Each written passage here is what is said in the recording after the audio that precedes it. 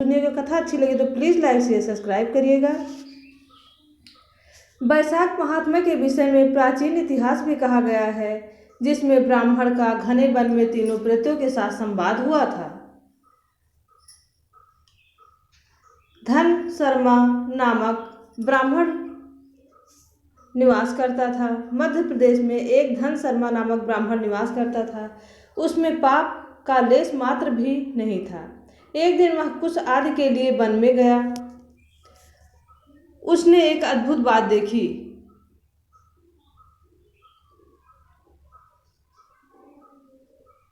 उसे 3 महाप्रेत दिखाई दिए, जो बड़े ही दुष्ट और भयंकर थे।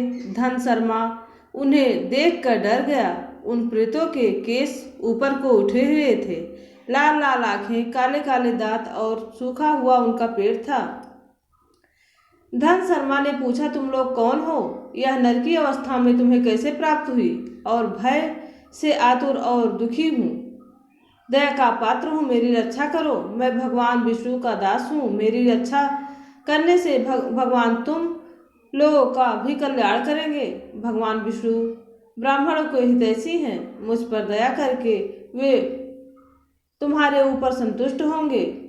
श्री विष्णु का आलसी के पुष्प के समान श्याम वर्ण हैं। वे पीताम्बरी हैं। उनका नाम श्रवण करने मात्र से सब पापों का क्षय हो जाता है। भगवान आदि और अंत से रहित हैं। शंख चक्र गदा धारण करने वाले, अविनाशी, कमल के समान नेत्रों वाले तथा प्रेतों को मोक्ष प्राप्त करने वाले हैं। यमराज कहते हैं, ब्राह्मण भगवान विष्णु का नाम सुनते मात्र से वे पिशाच संतुष्ट हो गए। उनका भाव पवित्र हो गया। वे दया और उदारता के वशीभूत हो गए। ब्राह्मण के कहे हुए वचन से उन्हें बड़ी प्रसन्नता हुई। उनके पूछने पर वे प्रेत इस प्रकार बोले। प्रेतों ने कहा, विप्र, तुम दर्शन मात्र से यह भगवान श्री हरि का नाम सुनने से हम इस समय दूसरे ही भाव को प्राप्त हो गए हैं। हमारा भाव बदल गया है। हम दयालु हो गए हैं। वैष्णव पुरुष का समागमन निश्चय ही पापों को दूर भगाता है, कल्याण से संयोग कराता है तथा शीघ्र ही यश का विस्तार कराता है। अब हम लोगों का परिचय सुनो। यह पहला कृतज्ञ नाम का प्रेत एक दूसरे नाम का विधिवत है, और तीसरा मैं हूँ, मेरा अवैशाख है। मैं तीनों में अधिक पापी हूँ। इस प्रथम पापी ने सदा ही कृतज्ञता की है, अतः इसके कर्म के अनुसार ही इसका नाम कृतज्ञ पड़ा है। ब्राह्मण यह पूर्व जन्म में सुदास नामक द्रोही मनुष्य था तथा कृतज्ञता किया करता था। उसी पाप से यह इस अवस्था में पहुंचा है। अत्यंत पापी, धूर्त तथा गुरु और स्वामी का हित रखने वाले मनुष्य के लिए भी पापों से छूटने का उपाय है, परंतु कृतज्ञ के लिए कोई प्रायश्चित नहीं है। अति पापिनी धूर्ते च गुरुस्वामिने हिते पिवा। इससे इस दूसरे पापी ने देवताओं का पूजन किए बिना ही सदा अन्न भोजन किया है। इसके विषय में श्लोक कहा गया है, अति पापिनी धूर्ते च गुरु स्वाम्य हिते पिवा निष्कृत विद्यते विप्रकृगते नास्ति निष्कृतम। इस दूसरे पापी ने देवताओं का पूजन किए बिना ही सदा अन्न भोजन किया है। इनसे गुरु और ब्राह्मणों को दान भी नहीं दिया है, इसलिए इनका नाम विदैवत हुआ है। यह पूर्व जन्म में हरिवीर नाम से विख्यात राजा था। 10,000 गांवों पर इसका अधिकार था। यह रोष, अहंकार तथा घमंड के कारण गुरुजनों की भी आज्ञा नहीं मानता था, हमेशा उनके आज्ञा का उल्लंघन करता था। प्रतिदिन 5 महायज्ञों का स्थान किए बिना ही भोजन करता था। ब्राह्मणों की निंदा किया करता था। सभी जितने भी पाप कर्म हैं सारे यह किया करता था। नरकों का कष्ट भोग कर इस समय विद्वत नाम का प्रेत हुआ है। अब वैशाख नाम का तीसरा प्रेत मैं हूँ। मैं पूर्व जन्म में ब्राह्मण था। मध्य प्रदेश में मेरा जन्म हुआ था।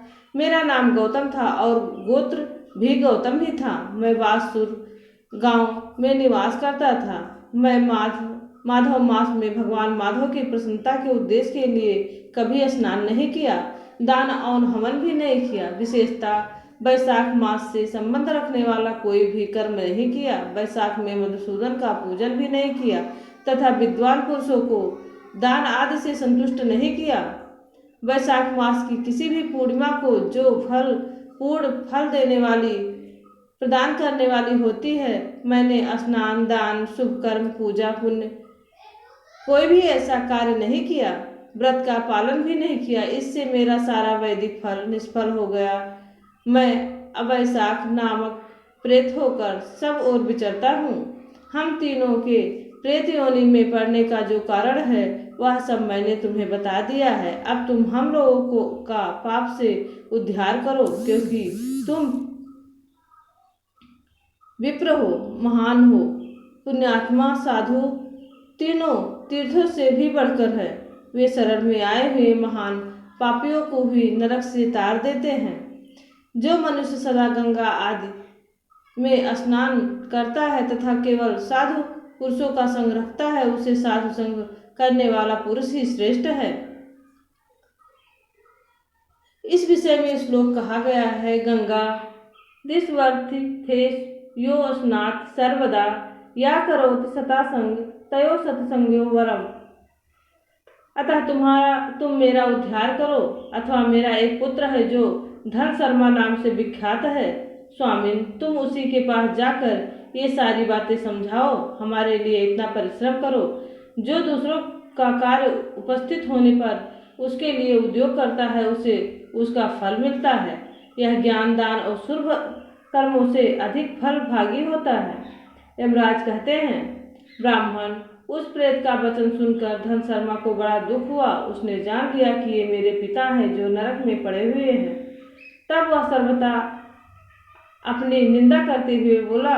धन शर्मा ने कहा, स्वामी, मैं गौतम का आपका पुत्र धर्म शर्मा हूँ। मैं आपसे किसी काम का नहीं आया। मेरा जन्म निरर्थक है। जो पुत्र आलस छोड़कर अपने पिता का उद्धार नहीं करता, वह अपने को पवित्र नहीं कर सकता।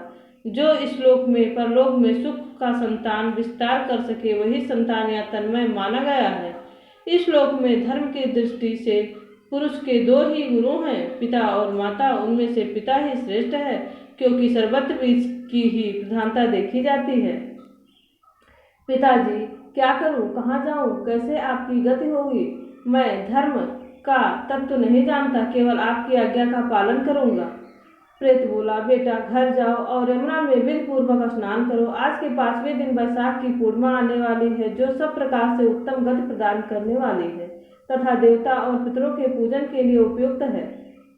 उस दिन पितरों का निमित्त भक्ति पूर्व से तिल मिश्रित जल का घड़ा, अन्न और फल दान करना चाहिए। उस दिन जो श्राद्ध किया जाता है वह पितरों को 1000 वर्षों तक आनंद प्रदान करने वाला होता है। जो वैशाख की पूर्णिमा को विधिवत स्नान करके 10 ब्राह्मणों को खीर का भोजन कराता है, सब पापों से मुक्ति पा जाता है। जो धर्मराज की प्रसन्नता के लिए जल से भरे हुए 7 घड़े दान करता है, वह 7 पीढ़ियों को तार देता है। बेटा, त्रयोदशी, चतुर्थी तथा पूर्णिमा को भक्ति परायण होकर स्नान, जप, दान, होम और श्री माधव की पूजा करो। उससे जो फल हो हम लोगों को समर्पित कर दो। ये दोनों प्रेत भी मेरे परिचित हो गए हैं, अतः इनको भी इस अवस्था में छोड़कर मैं स्वर्ग नहीं जा सकता। इन दोनों के पाप का भी अंत आ गया है। यमराज कहते हैं, ब्राह्मण बहुत अच्छा कहकर वह श्रेष्ठ ब्राह्मण अपने घर गया। वहां जाकर उसने सब कुछ उसी तरह किया। वह प्रसन्न पूर्वक परम भक्ति के साथ वैशाख स्नान और दान करने लगा। वैशाख पूर्णिमा आने पर उसने आनंद पूर्वक भक्ति से स्नान किया और बहुत से दान करके उन्हें पृथक पृथक पुण्य प्रदान किया। उस पवित्र दान के संयोग से सब आनंद मग्न होकर विमान पर बैठकर तक्ष की स्वर्ग को चले गए। ब्राह्मणों में श्रेष्ठ धन शर्मा भी श्रुति, स्मृति और पुराणों का ज्ञाता था। वह चिरकाल तक उत्तम भोग भोग कर अंत में ब्रह्मालोक को प्राप्त हुआ। अतः वैशाख पूर्णिमा परम पुण्यमयी और समस्त विश्व को प्रवृत्त करने वाली इसका महात्म्य बहुत बड़ा है। अतएव मैंने इसे संक्षेप में तुम्हें इसका महत्व बतलाया है। जो वैशाख मास में प्रातः स्नान करके नियमों से विशुद्ध चित्त होकर भगवान मधुसूदन की पूजा करते हैं, वे ही पुरुष धन्य हैं, वे पुण्यात्मा हैं तथा वे ही संसार में पुरुषार्थ के भागी हैं। जो मनुष्य वैशाख मास में सवेरे स्नान करके संपूर्ण यम नियमों से युक्त हो भगवान लक्ष्मीपति की आराधना करता है, वह निश्चय ही अपने पापों का नाश कर डालता है। जो प्रातः उठकर श्री विष्णु की पूजा के लिए गंगा जी में जल में डुबकी लगाते हैं, उन्हीं पुरुषों ने समय का सदुपयोग किया है, वे ही मनुष्य धन्य और पाप रहित है।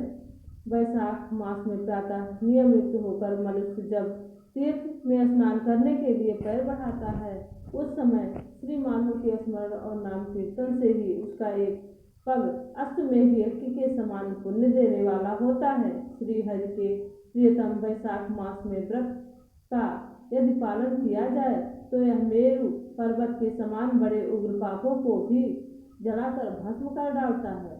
विप्रवर, तुम पर अनुग्रह होने के कारण मैं यह प्रसंग संक्षेप में तुम्हें बता दिया है।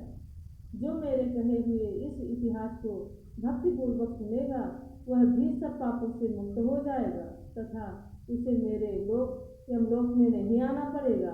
वैशाख मास के व्रत का विधि पूर्वक पालन करने से अनेकों बार के किए हुए ब्रह्मा हत्या आदि पाप भी नष्ट हो जाते हैं।